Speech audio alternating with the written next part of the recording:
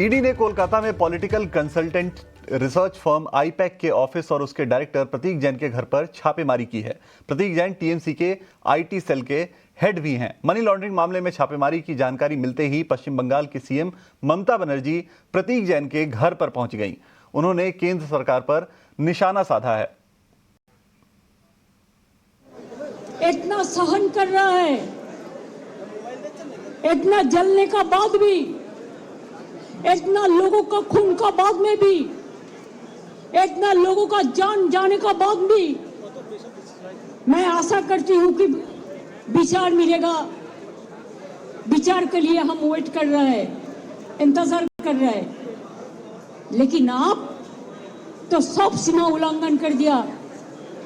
हमारा IT office में आके आप सब लैपटॉप से सब निकाल के लिया, हमारा डेटा, हमारा एसआईआर का डेटा, हमारा पार्टी का पॉलिसी का डेटा, हमारा कैंडिडेट का लिस्ट, हमारा बूथ प्रेसिडेंट का लिस्ट, हमारा आने वाला स्ट्रेटेजी आप प्रतीक का घर में भी जाके किया है, अब हमारा आईपैक ऑफिस में आके भी किया है। चलिए, तो ममता बनर्जी को आपने सुना कि उन्होंने इस ईडी के रेड पर क्या प्रतिक्रिया दी है। अब हमारे सहयोगी का रुख कर लेते हैं। हमारी सहयोगी पूजा मेहता कोलकाता से जुड़ी हुई हैं और लाइव जुड़ी हुई हैं। पूजा, क्या अपडेट है वहां पर? ये रेड जो पड़ी है उसको लेकर क्या माहौल? अभी काफी गहमा गहमी देखने को मिल रही है। ममता बनर्जी ने भी रिएक्शन दिया, क्या चल रहा है वहां पर? बिल्कुल, ये बेशक जो है पश्चिम बंगाल की राजनीति में नया मोड़ है, जहां फिर एक बार पश्चिम बंगाल सरकार और साथ ही केंद्र सरकार आमने सामने है।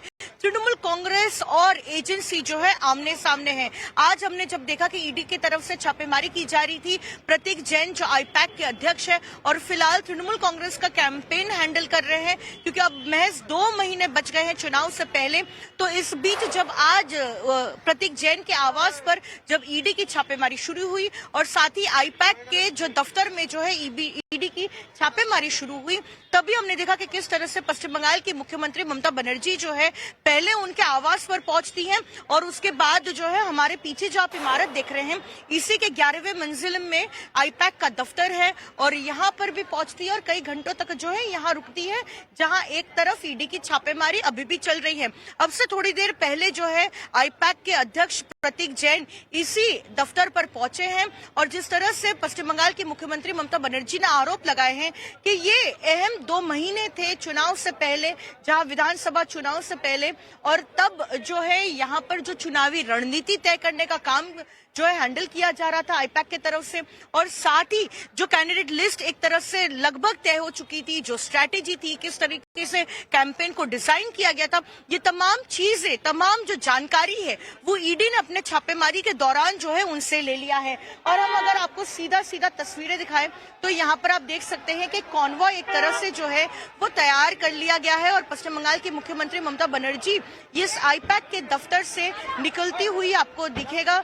वो फिर एक बार जो है मीडिया से बातचीत करते हुए दिख रही है, लेकिन साफ तौर पे ममता बनर्जी ने आरोप बीजेपी पर लगाया है कि ईडी की मदद से किस तरह से पार्टी का डेटा जो है लेने की कोशिश की गई, लैपटॉप लिए गए, कुछ डिवाइसेस जो थे वो यहाँ पर लिए गए, हार्ड ड्राइव जैसे मोबाइल फोन्स, और चुनाव से पहले किस तरह से वो यहाँ पर तृणमूल कांग्रेस का सामना नहीं कर पा रहे हैं, ये आरोप लगा रही है पश्चिम बंगाल के मुख्यमंत्री और तृणमूल कांग्रेस की सुप्रीमो ममता बनर्जी, इसलिए ये छापेमारी की गई है।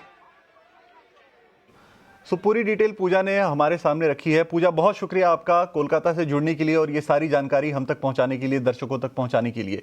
लेकिन अब इस शो में फिलहाल इतना ही। हमने काफी खबरें आपको बताई, आज के मार्केट के बारे में हमने चर्चा की, कल की तैयारी भी कराई, लेकिन इस शो में अब हम इतना ही रखेंगे और आगे आपको ET Now स्वदेश